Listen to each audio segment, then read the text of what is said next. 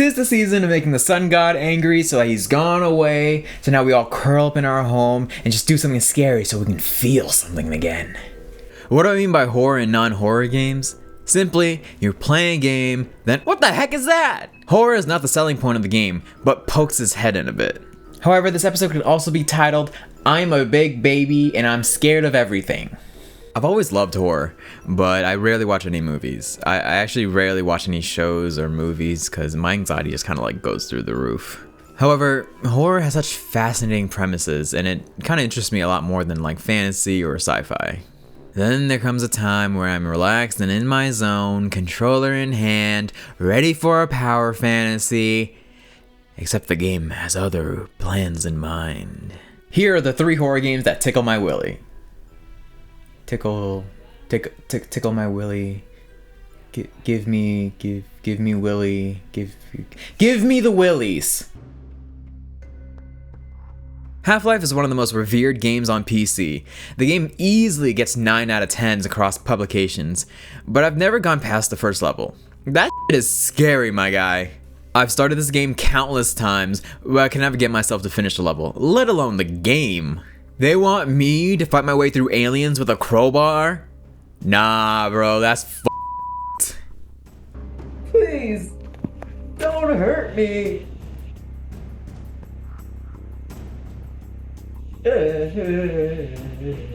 You have these creepy head crab that will launch itself at your face.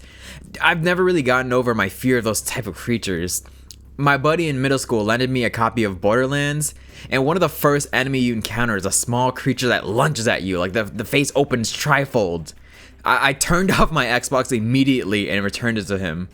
It just feels so invasive that it just sends a shiver down my spine. In the beginning of Half-Life, you get teleported to these random areas with these disgusting looking monsters close to you. Ew, get me away from those freaks. I was already worried about the head crabs, now I have to look out for other aliens as well? I did not sign up for this. I don't know if the intention is to scare me or get me excited for what's in store, but I don't want to find out. At the same time though, I want to find out. I want to beat the series. It's known as one of the classics, and it feels like I'm left out of a party everyone's at. Half-Life 3.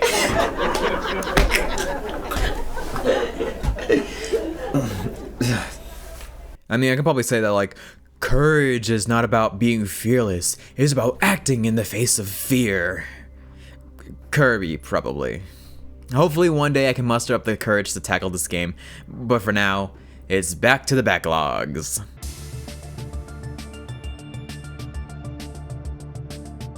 Yes, practically every single VR game gives me anxiety. I just don't like being surprised. I'm a very jumpy person in real life. I'm always in my own little world, so if somebody pops up, I just get startled. So when you're in VR and there's no escape, it's just ripe with jump scares for me. Pistol Whip is about shooting mannequins to the sound of EDM.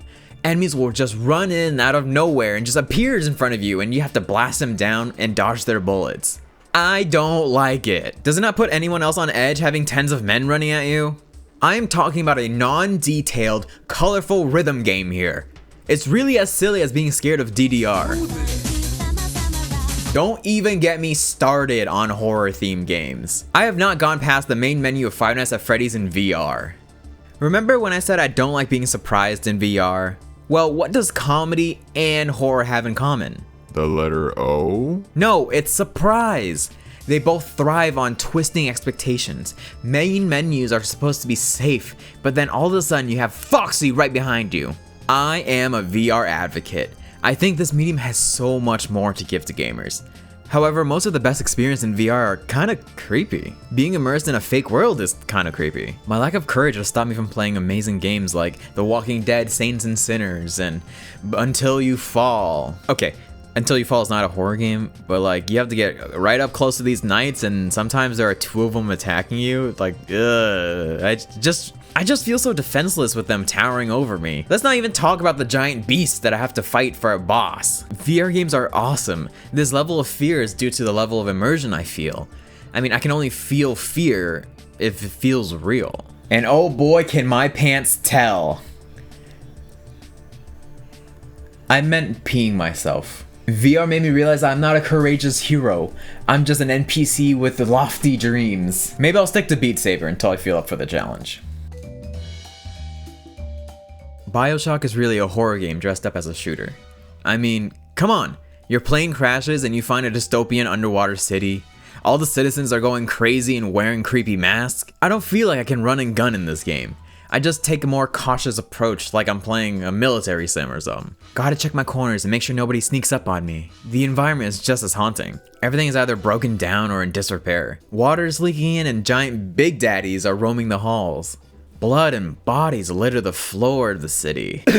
Some might be of your own doing, but it's still pretty creepy. Everything in this game just gives off a sense of dread. The once thriving city is now just a husk for the mentally insane. The people that are now occupying the halls are trigger happy and just waiting for their next victim to walk down their halls. Don't get me started on spider splicers. Ugh, ew. They are fast and they crawl on the walls like spiders. Which are also creepy, by the way. We're not in big open areas with generic military men shooting at us. We're in cramped corridors with lunatics that could be on the ceiling. I mean, who does that? Can you imagine playing Battlefield and Spider-Man is fighting you? That's terrifying. I think because in this game you can wield weapons that feels powerful, I'm a little less afraid. Someone is coming too fast, I just zap him with electricity, or I just mow him down with a Tommy gun. However, there is always tension. You never know if around the next corner there's a splicer, a big daddy, or a robot ready to kill you. Also, all around the world are tapes of former residents of the city. Let me tell you, it never ends well for anyone down here. Everyone down here is either crazy or crazy dead. Whenever I jump back into the game after a while, I'm just reminded that this game is not as run and gun as I remembered. Like, yes, you can do that, but the atmosphere is oppressive. The game wants you to know and understand that this world is a lost cause, and it delivered that perfectly. Now, if you're braver than me, or maybe you're lacking an amygdala function, that part in your brain, if that part's not functioning for you, you might scoff at me a little bit. These games are scary to you? Yes, I just spent the last 7 minutes explaining it to you. Were you not listening?